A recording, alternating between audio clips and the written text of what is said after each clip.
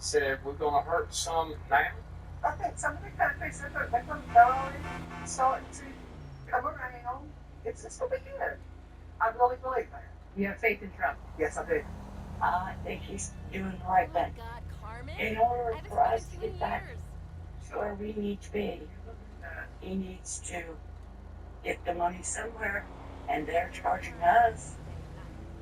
Why not charge them? Americans don't see Trump taking on China as a scandal. The real scandal is shipping millions of jobs in factories there. And you can't just care about profits, you got to care about our people too. Civilizations collapse when you hollow out the middle class and rack up debt. Trump's focusing on the fundamentals: profits, good jobs, and national security. We can have it all. People get that. This, to me, is one of the most shocking pieces of poll data that I truthfully have seen this year, or maybe in any prior year. Really? Yes, really, because I want you to take a look. Here's more about the needs for people like you. You mentioned the poll. We got a tie, even after this tariff war had already started, split between Democrats and Republicans. Democrats always lead on this question. Back in 2017, before the 2018 midterms, 13-point lead. 2005, a 23-point lead for Democrats. 1994, which was a big Republican year, a 19-point lead for Democrats. And now all of a sudden, a tie? All of a sudden, the Democrats, who are the party of the people, no more. If Trump can isolate China and get these deals done with our allies, it'll be good for the American worker, American manufacturers, and American exporters. And the market will boom once Congress passes tax and spending cuts. Trump had a hot economy in his first term with massive wage gains and a big bull market. America voted for him to do it again. And hopefully we're on our way. And having a good time while we're at it. In this news story, you talk about speaking to senior White House advisors about how Trump is feeling right now. One in particular said the following. She said, quote, he just loves this, as a quote. He's talking deals with the most powerful people in the world. He's got all the cards and leverage. He's like air for him. Close to Kudlow, FBN, Larry Kudlow. This is President Trump's is here. How was your week, Larry? This week was very good. Thanks for having me, Jesse. You know what? This is the best stock market week in 2 years. And how about this? Both the CPI inflation report and the producer price inflation report fell. I don't mean slow down. The levels actually fell. And on top of that, you've got people knocking on the door to make trade deals.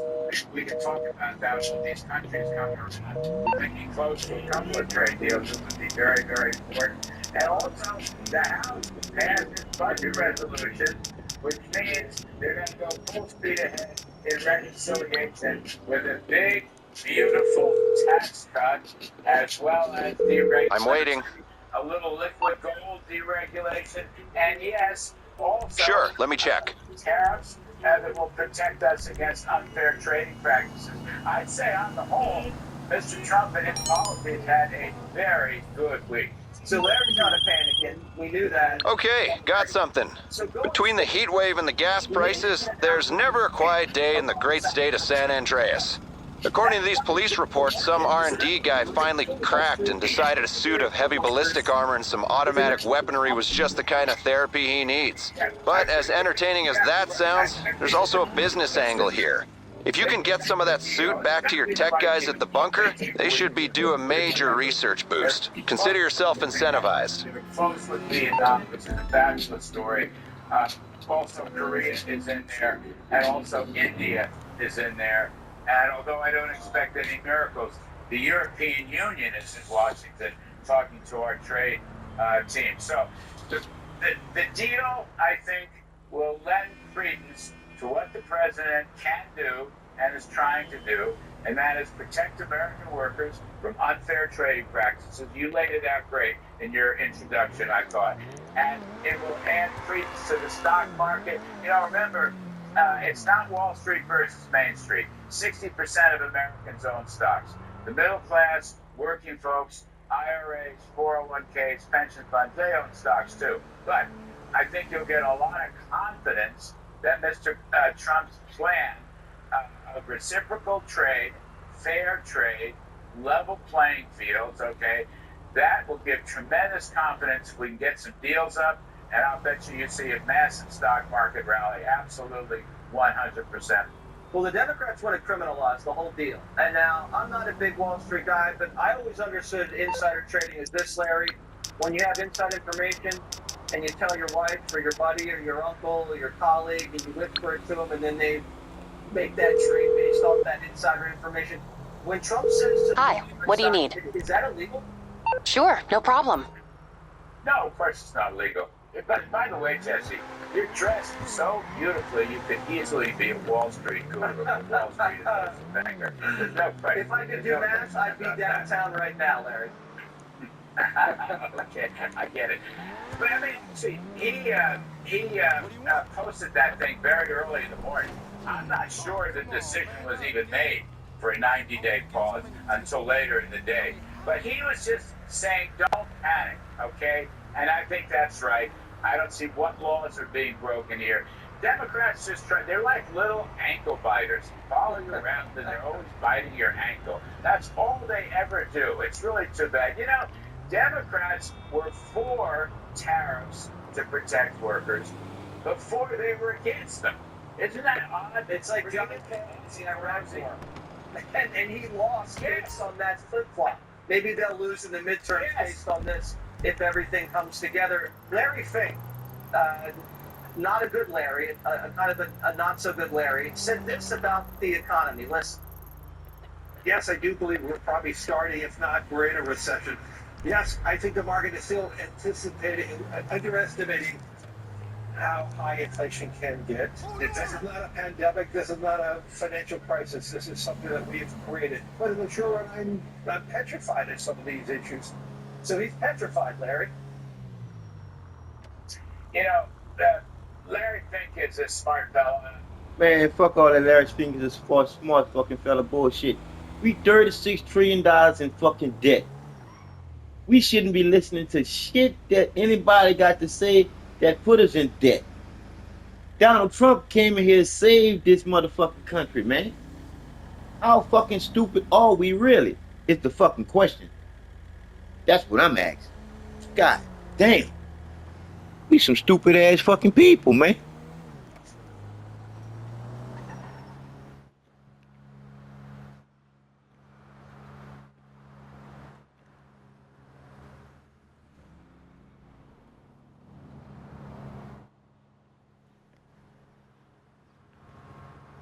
We're not stupid people.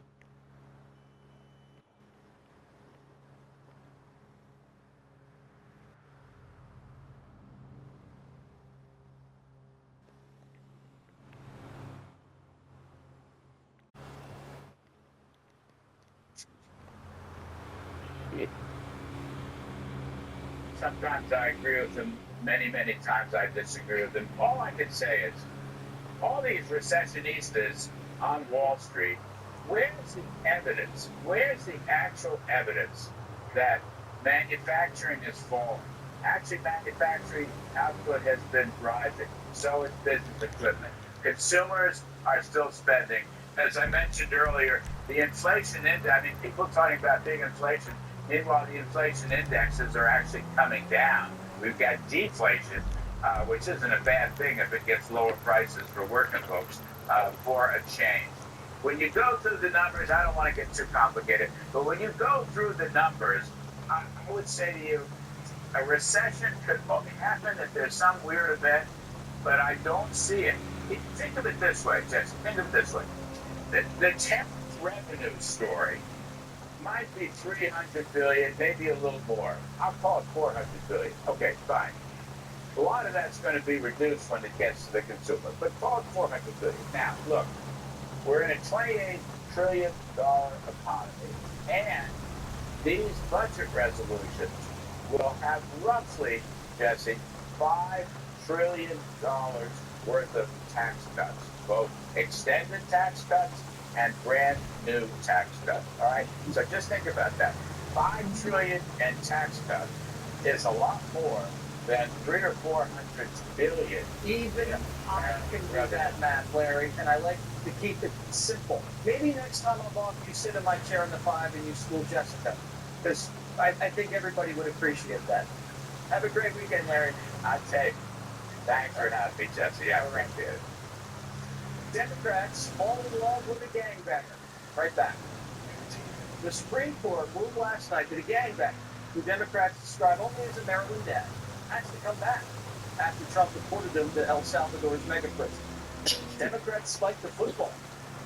So you got some big news in this hour. The Supreme Court has unanimously ruled against the Trump administration. The United States Supreme Court ruled that Donald Trump's deportation of Kilmar Armando Abrego Garcia was and is illegal. The United States still stands for what the United States. How in the fuck could deporting a fucking illegal alien be illegal when he's over here illegally? Fuck that. I don't want my tax money going towards his fucking defense. He get a better fucking lawyer than I got. What the fuck? Shit. We're not just fucking stupid to this bullshit. Stands for when we're talking about due process. Even Fucking due process. accused of Shut the fuck up. You can't get them in the street, throw them in a van, and fly them out of the country. This is the dumbest story I've ever heard.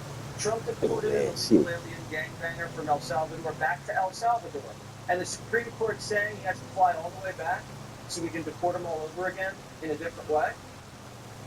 It's like when you bank in a 3 and your buddy says, you didn't call bank. I don't care. It went in. So the left celebrating a gangbanger coming back into the country. Stupid fucking shit. It's some stupid fucking shit. 13, and he's involved in human trafficking. And a local immigration judge let him stay only because he said a rival gang would kill him if he went home to El Salvador. So American lives are in danger because we don't want to put a gangbanger's life in danger back home. And how many Maryland dads have bounties on their heads from Latin dads? But Eric Holder says we gotta stand up for illegal alien gangbangers' rights. I want people to understand this. If you don't stand up and fight now, if you don't take a position now, it's going to be too late. We can't say we can wait just a little longer. No. The time is now to stand up and we can to fight this administration. But hold on, man. We the people asked for this, man. We ain't asked for y'all bullshit. Y'all lost. Y'all need to shut the fuck up. 83% of Americans support deporting violent criminals. Fucking right. But it seems like judges have more power than we do to vote. Man, that's the reason why we should get rid of these fucking legal line motherfucking lawyers that became fucking judges. Remember, these are the ones Trump accused of eating the dogs and eating the cats. Deporting criminals used to be common sense. Wow. We have to have tougher border security with more personnel and technology on the border. I think we gotta have tough conditions. Tell people to come out of the shadows. If they've committed a crime, deport them. No questions asked, they're gone. Come on now. That'll change when Biden took over. He said, come in, amigos, then gave a bunch of them social security numbers so they can take our job. Trump's shredding their car. A White House official is saying that these individuals are either they have an FBI record or they are on the terror watch list. This move, what it really does is financially starve these individuals. They don't have access. Meriwether Security Consulting. How can I help? Lines of credit. Helicopter support unit will They be ain't with supposed you to have right none of away. that getting here illegally. Really, that is the goal for the administration. They are looking to essentially take away all financial incentives so that these individuals self-deport. You're going to hear a lot of whining about this and probably see a couple lawsuits. But the border czar isn't a panicking. It's that legal, taking away their social security numbers. You hit me, bitch. Absolutely, because they released the United States illegally. The program was unlawful use, and we'll make sure these people are removed from the country. Alina Habba is the interim U.S. attorney for the great state of New Jersey. It has nothing to do with the fact that I live there. How you doing, Alina? I'm great in the great state of New Jersey. How are you, Jesse? I'm doing great. I don't understand the Supreme Court. We deported an illegal alien gangbanger back to the country where he was born and raised, and they're saying we didn't do it the right way. We have to do it all over again. Why don't we just leave him there and say, okay, case closed? Because this was part of the plan, right? So I can't speak politically. I'm going to speak solely on criminal. Here's how it goes. You come into this country. I believe his year was 2011. The cavalry has arrived. Into this country, he didn't come through the front door. He went through the back door. And now they're saying, oh, but you said he was a gang. He wasn't a gang. We're not sure about that. Come back. Let us do due process. So let me explain something that Americans are a little bit confused about. I believe that I've been sitting in New Jersey in the U.S. Attorney's Office, and I'm totally briefed on this with ICE. We get administrative warrants from the courts, from the administrative courts, saying these people are in fact illegal, as they should be deported. We then have to execute these warrants. We get them deported. Then you have judges saying, no, we don't like the way that was done, put a background claim, bring them back, to only establish what? That they were deported, or maybe they were not part of the gang. I don't care. You are, by definition, illegal, okay, per the executive order, per the federal law, which is what my job is to follow. It's not political. It's law. You do not come into this country illegally. If you do, you will be deported.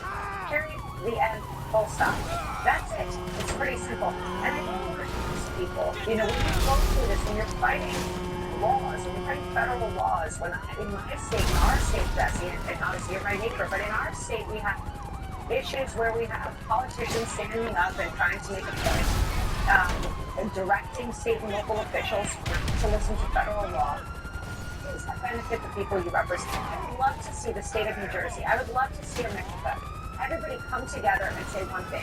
Keep America safe. Law and order. You come in illegally, you gotta go out, you gotta come in legally. You come in crime, you're... And by the way, state police and federal police, we're gonna work together to get to that. That's what America is for. That's what they want. That's what I want, personally, in the state of New Jersey. I want everybody to work together to fight violent crime, to get criminals out of here, and to peace in our country. All right. Alina Hamad, thank you so much. Enjoy the weekend. Keep keeping everybody safe. Even the governor. God bless his soul. Tim Bond's going to therapy. Right back. Democrats are still lost in the woods. Tim Walz thought his town halls would turn into joyous rallies, but they're more like a meeting of Democrats Anonymous. The event, at times, felt like a group therapy session, with attendees telling the Post they feel listless, uninspired, frustrated, and uncertain about why they lost or how Democrats can bounce back. One Dem voter saying, we're pretty confused, and it kind of sucks, because it's a point in time where we have to not be confused, and we have to have a uniting voice. Speaking of confusion, Kamala's back. She was an empty vessel on the trail. Stop using ChatGPT like everyone else. Do this instead. To the men over 50 who don't know how to use AI, tomorrow morning, we're starting the 28-day AI challenge for beginners over 50. Just 15 minutes a day to level up your life. In 1 week, you'll feel unstoppable. In 2 weeks, you'll have your strategy. In 4 weeks, you'll wonder why you didn't start sooner. Tap the screen to join us. Man, shit, fuck. This is what my house looks like. Oh, bitch, I just press you off of there, bitch. Fuck. All that bullshit. But for some reason, she thinks she can start a think tank. She and her husband are weighing each new opportunity with potential political blowback in mind. One possibility? Establishing an institute for policy and ideas. I cannot wait for the Kamala Harris Center of Strategic Institutional Thoughts and Idea Generation on the passage of time. And if she doesn't have enough thoughts to fill her think tank, she can always go back to politics. Sure, she crashed and burned in November, but Clyburn still thinks she can win. She is a tremendous talent. I think she ran a great campaign. I think she was ill-served in that campaign by people who should have listened to some of us who saw and felt things. Listened to Bill Clinton when he told them what was going on. Listen to your privilege. She was a great candidate. And I think she will make a great candidate in the future, whatever she decides to run for. Kamala's not just leaning on Clyburn to gas her up. She's digging through her Rolodex for advice. At public view, Ms. Harris has been busy meeting with longtime supporters at Hillcrest, the LA golf club where her husband's a member, hosting gatherings of donors at their home in Brentwood, and speaking by phone with trusted advisors. Her call list also includes Hillary Clinton and Joe Biden. Well, Tom was calling Joe and Hillary for any other reason by having a restraining order. Her next campaign's dead in the water. But in Biden's defense, he learned how to kneecap a friend's campaign from his old buddy Barack back in 16. Obama rubbed salt in Biden's wound when he dispatched his senior advisor, David Plouffe, to give him advice. Plouffe showed Biden data that forecast an uphill slog for the nomination. Then he said, Mr. Vice President, you've had a great career. You've been such an asset to this administration, and we really love you. Do you really want it to end in a hotel room in Des Moines, coming in third to Bernie Sanders? Oof. Kamala believes her political future is binary. She can either run for governor or run for president, but not both. The National Democrats want nothing to do with her. The 28 election will be a contest for the party's future in which she would be perceived as a figure of the past. Others say Democrats will not nominate another woman, fearing the country is too sexist for her to win. Well, the next election's still 4 years away, but the holdouts on the left are already calling the country sexist. If they want any chance to win, they ought to get smart and listen to the experts. The chance to win. No one gives a shit anymore in the Democratic Party what gender you are, what race you are, what ethnicity you are. They just want to win. We're not here to make history. We're here to make a win. I think that any time that the Democratic Party has any other motive other than victory, it screws us up. System update host, Glenn Greenwald this year. How you doing, Glenn? Hey, Jeff, good to see you. What do you think the Democrat future is? If it's not DEI, then what? I don't think they figured out yet what they stand for. In other words, they stand for nothing. That was the big flaw of Kamala Harris' campaign. I mean, there were many, but that was the principal one.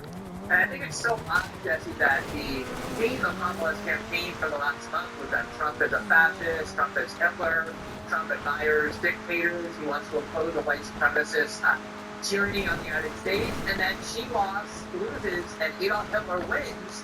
You would think as the leader of the Democratic Party, which is usually what the standard is, she would be out there denouncing Trump, fighting against Trump, and she simply disappeared. Poof, hasn't said a word, and only appeared when she spoke at a real estate event in Australia where she was given a six-figure check.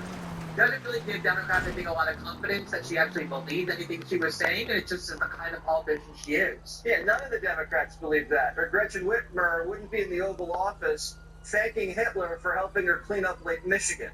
The Kamala think tank, Glenn, what do you foresee inside of said think tank?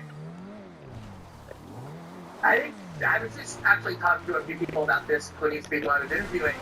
The big difference right now between the Republicans and the Democrats is the Republicans have an identity. Trump doesn't care what you think of him. He's going to tell you what he thinks. People understand it feels authentic. It is organic. He has a positive agenda. Again, whatever you think of it. Democrats don't stand for anything. This is the biggest problem. Nothing. They ain't got nothing. They ain't got no ideas. None. All they want to do is race bait, race bait, race bait, race bait, race bait, bait, bait, race bait. Something that people smell a mile away is inauthenticity. So I don't know what a Kamala Harris campaign would be. Would it be the prosecutor that she was in San Francisco? Would it be the more liberal, progressive attorney general she was? Would it be the kind of moderate center she was in the Senate, or that she tried to present herself when she was vice president for Joe Biden? This is the whole struggle all Democrats have, is they can't figure out what they are because they don't really have any views that they're willing to express, and they're so manipulated and constrained by external forces, and people really do sense that. So these external forces that are controlling and manipulating these politicians, you can't be against the trans thing, you can't say this about the border, you can never say Trump might have a good idea on trade. Who enforces that now? Because the media is broken. There's no hammer to come down and nail these people. They can say what's on their mind now. Why don't they just do that? It's a great question. I mean, I think the main impact of Trump's emergence on the political scene was that he destroyed all these political rules that everybody was guided by. I remember in 2015, when he criticized John McCain, and he said, I prefer soldiers who aren't captured. And there were articles written in every mainstream paper saying, Trump's campaign is done. People won't tolerate John McCain, and he blew all those rules away. And Democrats are still institutionalists abiding by them. out of fear, and until they abandon that, they're never going to win. Yep, they have to stare fear right in the face and just go right through it. I did that at 13. Maybe they could learn a little thing at age 57. Thank you very much, Ben Greenwald. Have a great weekend. Be busy. Fox News alert. Moments ago, President Swan. Let's listen. I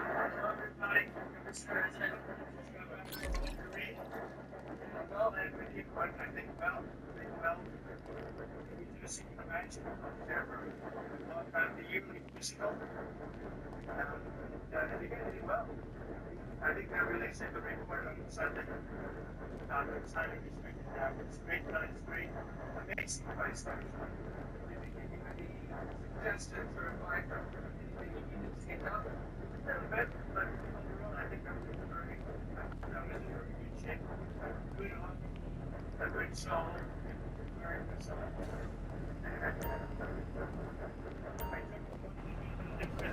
I took a cognitive test, and I don't know what to tell you whether I got the answer right. Okay, you all set?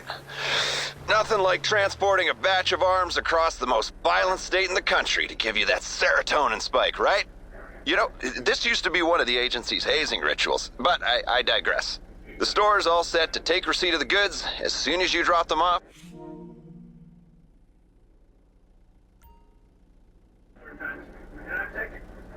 I've taken the cognitive test, I think 4 times. That's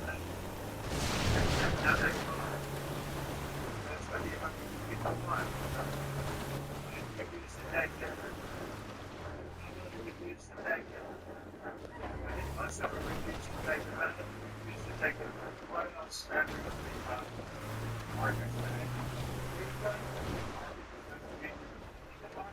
Make all of them take it.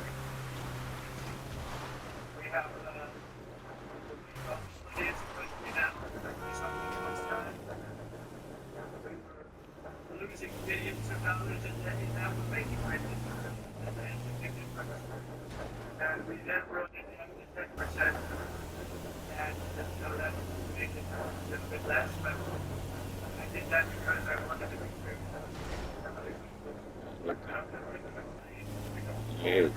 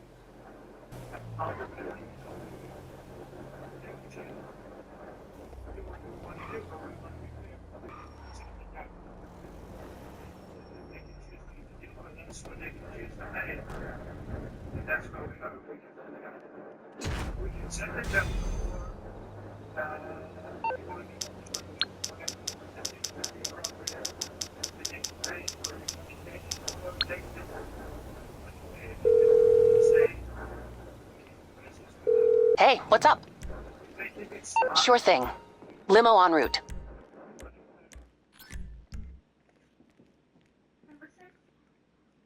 I gotta say it again. It's crazy how they even gave these people access to have channels and every fucking thing else. They block me. Let me know if you need any That's help. a bunch of bullshit.